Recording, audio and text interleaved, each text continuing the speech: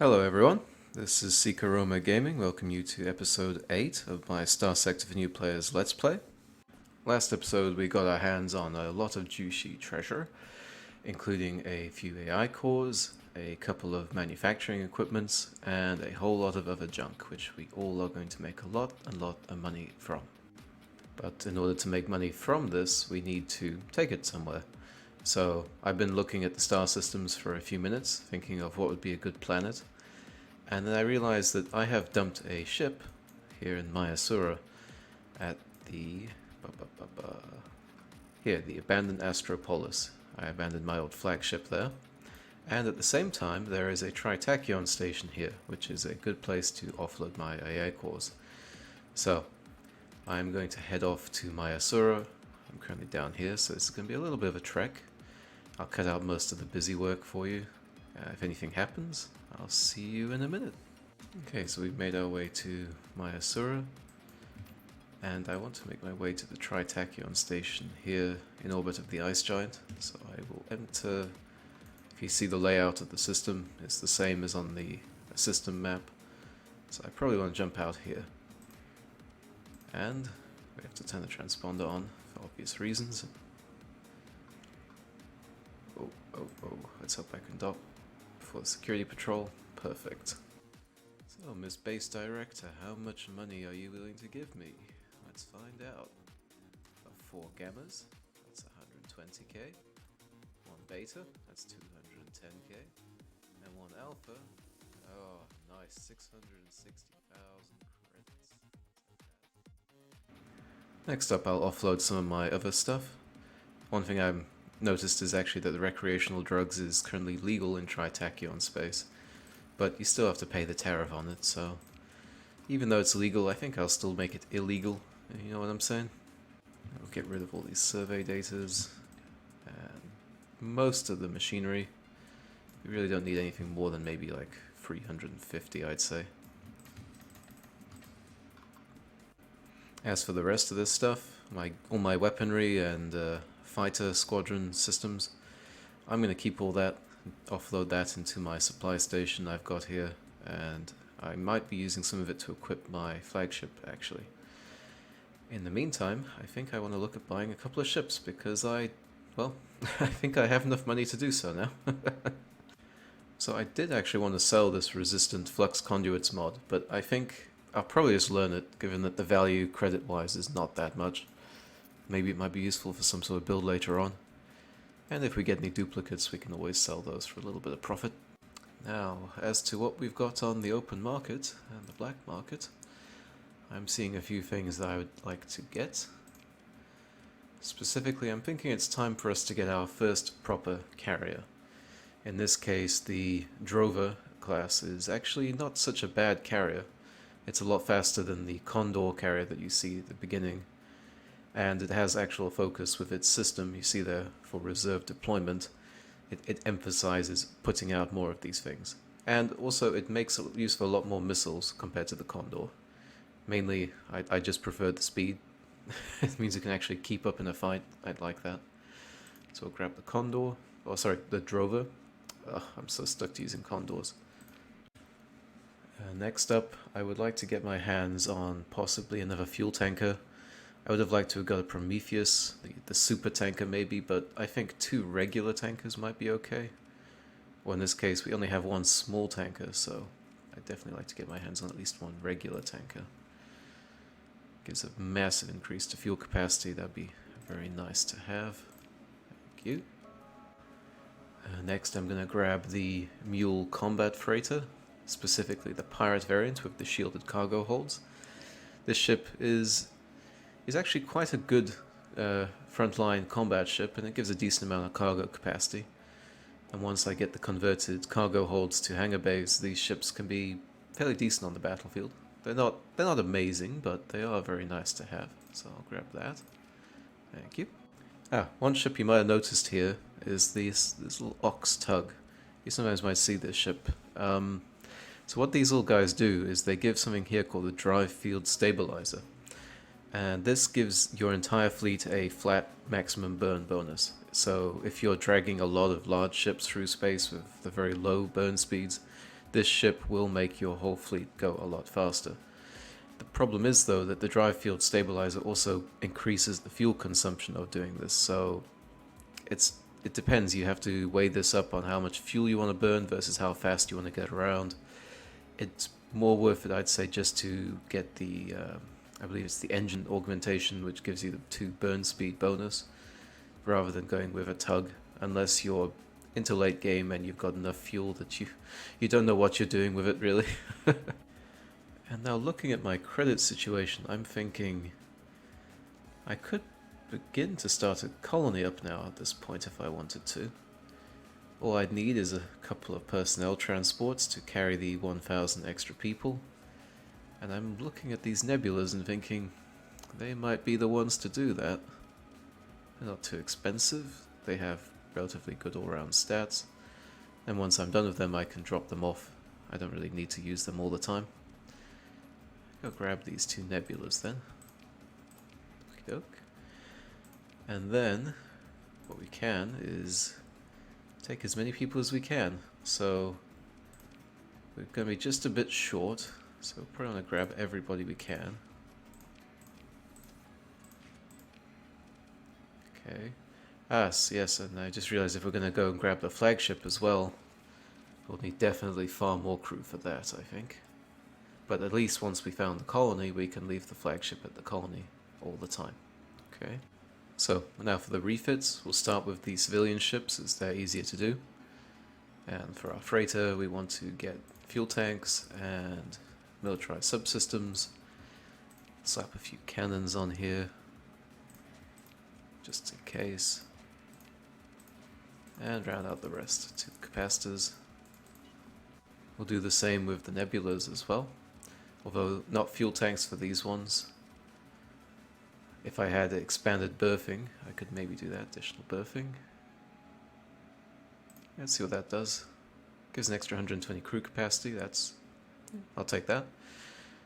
And at the same point, stick a few guns on. And finish the rest with the capacitors. And actually for this I'll make this a expanded civilian transport. Save the weapons. And save this variant. Okay. So now if I go to my other nebula, I can do the same thing right here. There we go. Perfect. And now I'll move on to the mule. So as the mule's going to be a frontline fighter, I think until I get the converted hangar bays, I'm just going to go with the standard variant.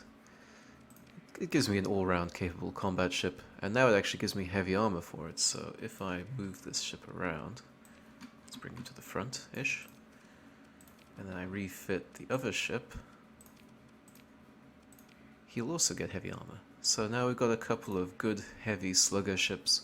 They're not equipped with that many guns, but they'll be an effective fighter support, definitely.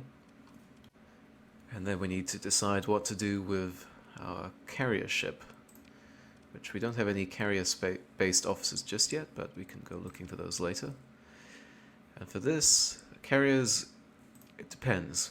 You can try and go for fighters, heavy fighters, or bombers. In this case, I think I don't want to lose too much crew early on. I'd like to do that later on when I have a colony with which I can just grab people for quite cheap. Whereas things like bombers have 2 people and they get blown up rather quickly anyway. Might be worth it to grab 2 squadrons of Wasp interceptors maybe. Anything that's got a good range on it perhaps. All 4,000s. The Thunder interceptor gives 8,000 but there's only 2 fighters of it. Okay. It's got a few guns but no shields unfortunately. I think for this one we'll go just with Wasp interceptors, as these drones are not that bad. They can be a good swarming defense. They can definitely assist your squadrons. Let's see what the autofits actually throw up. It gives us a strike variant, which emphasizes torpedo and a heavy fighter wing with expanded missile racks. So that's actually not too bad, I'd say. Costs a bit of money though. Oh, I see. Because it's trying to buy the squadron, it can't match exactly from what I have in inventory. Okay. But I think, yes, definitely the expanded missile racks is one we want to go for. Reinforced bulkheads for obvious reasons. And expanded deck crew. This is perfect for a carrier ship. Okay. And now we need to actually give it some weapons, so... We'll start with the point defense. Get a couple of light machine guns at least, so it can shoot down some missiles and fighters. And then as for missiles, we want something that has a long range on it. And preferably something with a lot of speed. So it's medium speed, fast speed but no tracking.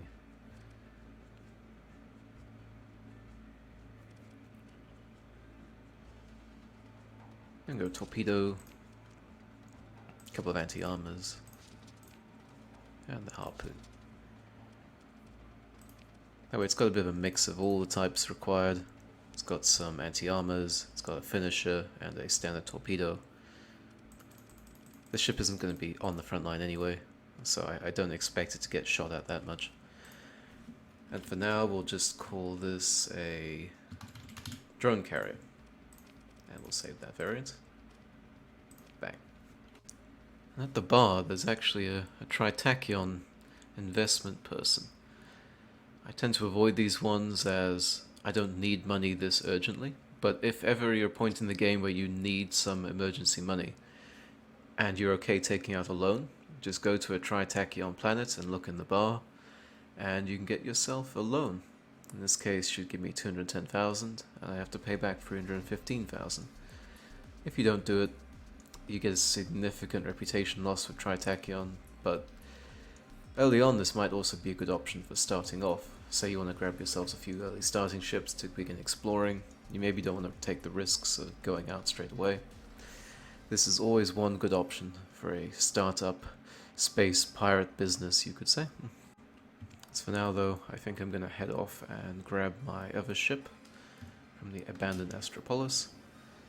And we'll see what happens. If I can find enough crew to create my first colony, actually. So I spotted as I was traveling that a scavenger fleet and a mercenary patrol are attacking this pirate station. Maybe we can get in on the action a little bit. No, we can't actually join the fight. Oh, maybe if I turn off my transponder, can I do anything? I can trade. Let's see if there's anybody of use. Getting expanded magazines. May as well grab that modification. Not sure what they're fighting exactly. Why I can't attack the station. Oh well. I can do a little bit of salvaging at least. I'll take your treasure. Thank you. And back to the space station I go. So let's grab my Legion battle carrier. Let's take him. And now he's put all my crew under strength. Great. And we'll take all the equipment as well, I think. As I'm sure we might be using all of it for some sort of refitting in a second. Unfortunately, it's right next to a planet, so we can go straight here with which to refit everything without losing combat readiness. Let's drag him to the front. And let's see what we can do with this chunk of a ship. I think it goes without saying that I would be very unhappy if this ship blew up and I couldn't reclaim it, so we'll grab the reinforced bulkheads. And it has 4 fighter squadrons, so I think expanded deck crew might be nice to have. And I'm looking at that maximum burn speed and I'm thinking that's a little bit slow. Unfortunately, this augmented drive field is 40 ordnance points, which is... I think maybe I'll trade out deck crew and get the drive field instead, actually.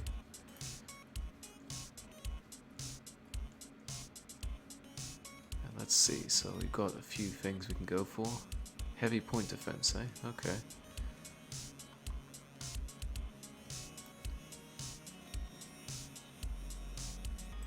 What do the auto fits give me? one emphasizes heavy armor. This one emphasizes missiles. Range. And sort of the same thing, I guess. Let's see. I'm quite happy with my Hammer Barrage and MIRV launcher. And we've got torpedo bombers, which have shields. I'm not certain about these Warthog assault fighters. Maybe we can get something else. Maybe a couple. What are these? They're heavy fighters, so they're not support. I use light mortars.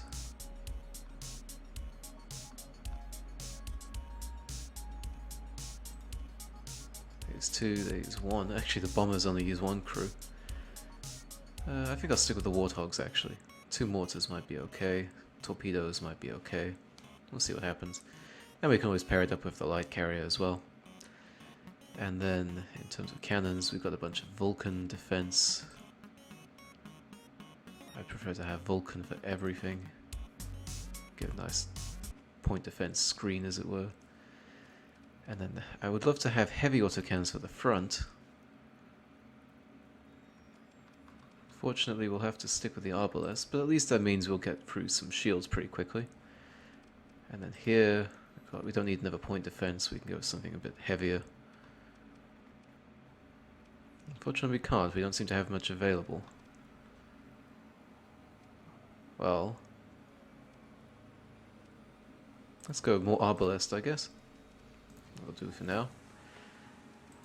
And then we'll round out the rest of the points. It's not a perfect fit. This dry field is taking up everything that I want. But for the moment, I don't think this ship is going to be going in any major fleet engagements, and I'd much rather have that maximum burn speed, because I like getting around the map without taking several hours to get things done. Now, as to who should captain the ship, I'm not sure exactly. In fact, I don't know if this destroyer I would like to have. Let's see, this ship uses 9 supplies during an engagement, and this ship uses 26 during an engagement. This moves at 28 speed. This ship moves at 6. So this ship moves at under half the speed of the destroyer. Okay. Yeah, I think for now we'll just keep the battle carrier without somebody on board. Maybe we can find another officer. I want to keep piloting my personal... I forgot the name of the damn thing. Falcon class. Oh, there we go. The next part we need to decide is where we actually want our first colonies to be. And now, fortunately, I was mapping these out, and so I remembered that we had the Terran world here in Agriope, which has a 100% hazard rating due to its pollution, but it has some good things like ruins, farmland, and mining capacity. And the planet itself is right next to an arid world, which itself actually has some ruins and farmland, as well as a bit of mining. It does have this decivilized, unfortunately, which means that we're going to need to settle the planet and then abandon the colony and resettle it again to get rid of this little debuff. It gives a bonus to growth initially, but that hazard rating bonus is always going to be there. I want to thank especially Weiyun, or Weiyin, if I can pronounce his name right, for telling me how this worked. Quick Google searches on Reddit and on the forums didn't exactly answer the questions perfectly.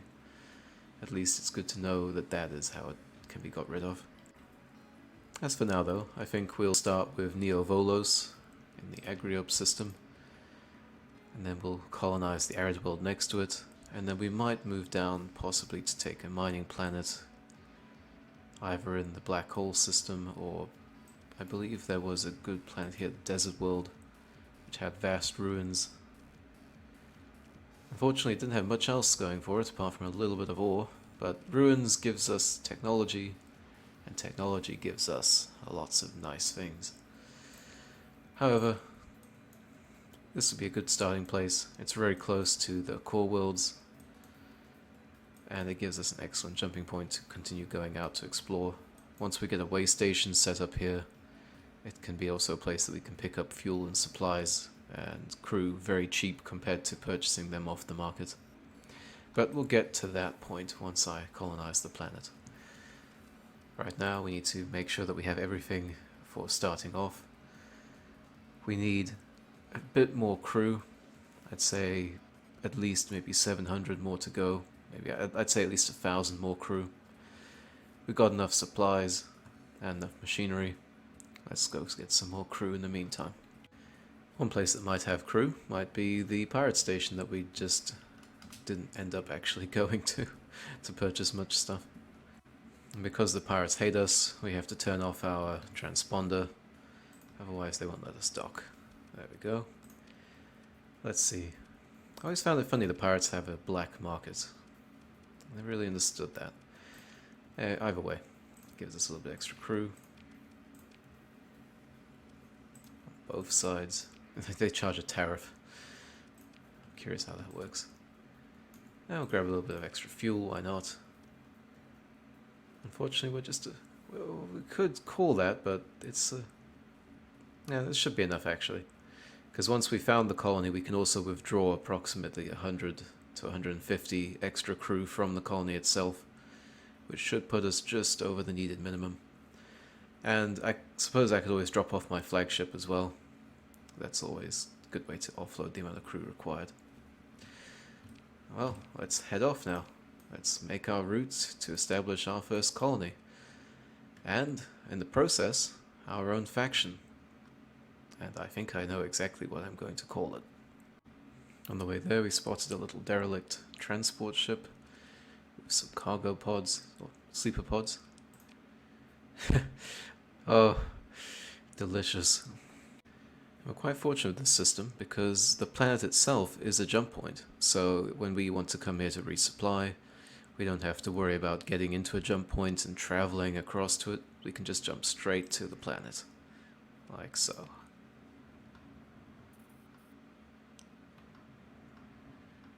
Well, close enough.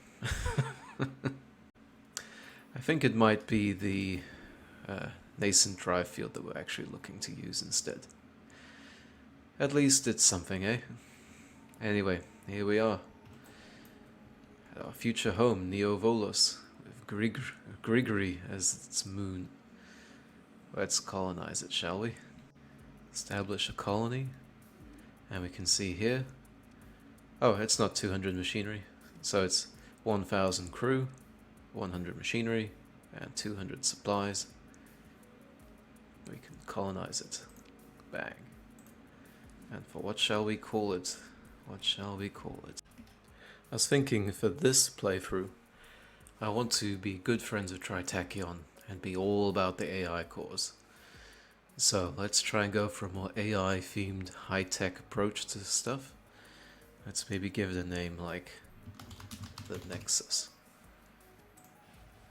And then, once we get our planet named, we can actually create our faction.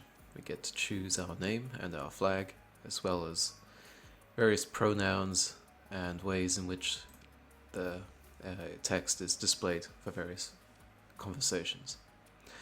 So, it actually gives me my name, so it's Collusion Ogion Corpse. Okay, so first let's start with a nice picture. What would be a nice picture for a super high-tech, sort of AI fanatic organization? What could we go for? I think this looks suitably, we could say, oh actually no, this one, this is almost like Tritachyon. It's sort of a riff on their motif. Go with that. And then as for name, what could we call it? You know, if any of you have played Deus Ex, maybe you know a certain organization, Majestic 12. I think that fits appropriately for an AI-centric organization that's going to go to war with everybody later on. And then next we need to decide how it's going to apply, for example, the ship prefixes. So we could go with like, if it's going to be Majestic 12 Starship.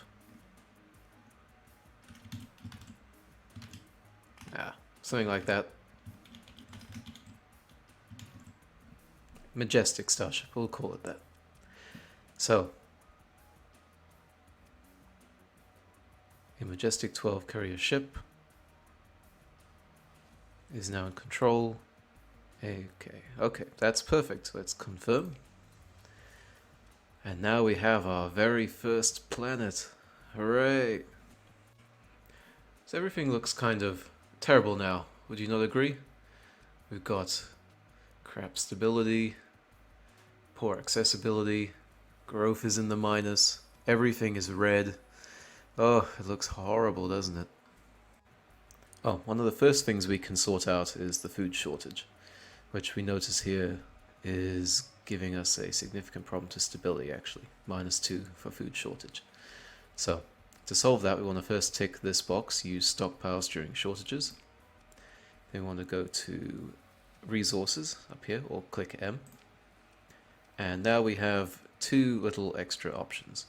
We can dump things into the resource stockpile, like here for food. Now if we look at the colony, we see that its food is met, and stability's jumped up to 8. Perfect. Likewise, we can see also that there are things in here like the crew that we could take out if we wanted, but it's not free. You see here it says instead of paying now, we pay at the end of the month 5,900 credits for that, which it translates to be slightly cheaper than the market rates. At least you don't pay a tariff for it. And then of course you have your storage. So I'm going to offload everything into the planetary storage, as I'm going to now use this planet as my starting headquarters for refitting and keeping ships. And we'll also store our synchrotron core and encrypted nanoforge, as we'll make use of those for the industry later. Now on the colony itself, we have, unfortunately, not much we can do just yet. The spaceport, which is the means for the colony to actually launch ships and receive ships, is going to be built in about 15 to 14 days. So we can't do anything like even designate a free port yet, which will boost its growth significantly. Without the spaceport, you see it also reduces the accessibility by pretty much entirely the entire thing. So the planet is, for all intents and purposes, it isn't connected to the global network at all. But that doesn't mean we can queue up some construction just yet. And that's what we want to do. Now, with colonies, it looks tempting to go for things like farming first. You'd think, oh, I need that food, right? You'd think, oh, what about a bit of mining? I want the money. No, I made this mistake. You want to emphasize defense straight away. You need ground defenses. You want to get patrol HQ once the spaceport is up and running. Get a way station. Maybe the order you want to build them should be a bit different. So I'll say like ground defenses. I'll build that. That's queued up now. That'll take 60 days after the spaceport. Maybe then I want to build the farming, so it can at least generate some money and sustain itself. So we'll do that. And then we'll queue up. Oh, well, rather we can't queue up just yet the patrol HQ or the way station. We have to wait for us to have the spaceport. But once we get that, I'll queue up the patrol HQ. So at least this will have some sort of defensive squadrons. They won't be very good though, but it'll be something. And at the moment we can't build anything else. The planet size will be too small. You see we've reached the limit for industries. Once we can grow the colony to sizes upwards, like we are at the moment, size 3. Size 4 will give us one more industry. Size 5 will give us another. And then we have to get to size 7 to unlock the final 4th industry. And for this particular planet, I'm going to go for farming, mining, and probably heavy industry, and maybe fuel production. And this is specifically because of the upkeep costs. For things like light industry or refining, these things don't have a lot of upkeep, so you can slap these even on relatively hazardous worlds like the lava planets we saw earlier. Whereas things like heavy industry, if you double or triple that upkeep cost, that planet is not going to make a lot of money. So, anyway, what does any of this actually mean when you're looking at this? You can see for example, that you have monthly upkeep, you have a market upkeep multiplier, production, demand and effects, etc., etc. Well, simply put, every structure requires something to upkeep. Like the Patrol HQ requires fuel, supplies, and starships, or surplus starships, I think the unit is called. And it pulls those items from the galactic market. And then you pay upkeep based on the price of that item on the market. So say the prices are all at default levels, it says the upkeep is at default, it is ×1, you will pay whatever the base value of the upkeep is. But say, for example, that you don't balance your faction very well. You build no heavy industry with which to manufacture starships, or any light industry in which to manufacture like supplies, consumer goods, stuff like that. This will make your input costs increase. So it'll go from ×1 to ×1.1 to ×1.5, etc., etc. If you neglect it too much, it can double your upkeep costs across the board. Now, it never gets that bad because it's still the whole galactic market you're buying from. But if you make enemies of all the major factions, you're not going to be able to import goods from them. You're going to have to rely on smugglers and independents probably to do that. So keeping good relations with all the major factions at the beginning is important to make sure that your faction can import what it needs until it can get self-sustaining. And likewise, you don't want to overload your colonies with too much imports. You can with the first couple of planets, which is okay. And then once you get your heavy industry going and your fuel production going, you don't need to worry too much. It's important to note with these productions that you see here, for example, heavy industry gives 1 of everything. As your planet's colony size grows, it also adds production. So it'll become 2 of each unit, but also the demand will increase as well to be 2 of each unit, or etc. It'll add 1 more for demand. This is where AI cores can come in handy because they can cut the demand or reduce the upkeep or increase the production. So you can actually make yourself more market efficient than the competition, and you can make your worlds able to chew out far more price worth wise compared to any other faction. Anyway, that's all very, very far from now. At the moment, we just want to get the planet going. We just want to make sure it doesn't get raided as easily. We want to make sure it can feed itself. And once the spaceport is built, we'll queue up a little bit of orbital infrastructure so that it can have a little bit of squadrons flying around. For the moment, the stability is quite good. We have the luxury of the comm array and the management bonus from us, which the management bonus is caused by how many planets you can manage directly. So you start with the ability to manage 2 planets, and for every surplus planet you have, you get a +2 to stability for every planet that you manage. So, for example, let's say we go to character here, and we level up colony management. We get level 2 to manage up to 3 colonies. But we only actually have 1 colony. So that means we in turn get +4 stability to our colony that we manage ourselves. Likewise, if we got to 4 colonies, we would then get a +6 stability. And if we colonized another planet, we would lose 2 stability bonus for each one. So it rewards you to keep a smaller amount of planets early on until these worlds get more built up, then you can expand and you can negate that management bonus to get that extra stability. You can also invest in getting planetary operations, which is, in my opinion, very required for its ground defenses, and industrial planning, which will improve your income substantially once the industries start to get going. But for right now, as the planet hasn't got much going for it, we don't need to worry that much. We're going to make a little bit of money just off the base population anyway, and it's all good.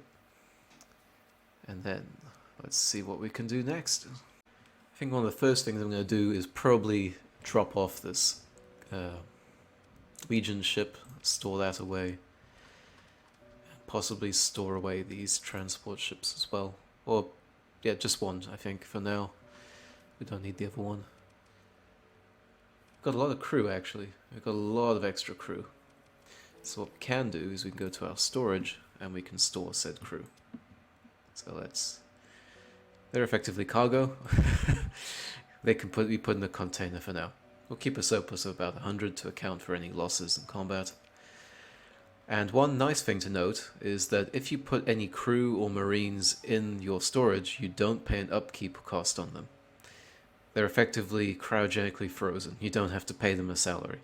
Whereas if they're in your fleet, you have to pay them. That's an extra little bit of cost, especially if you have a lot of marines, so it's not worth it.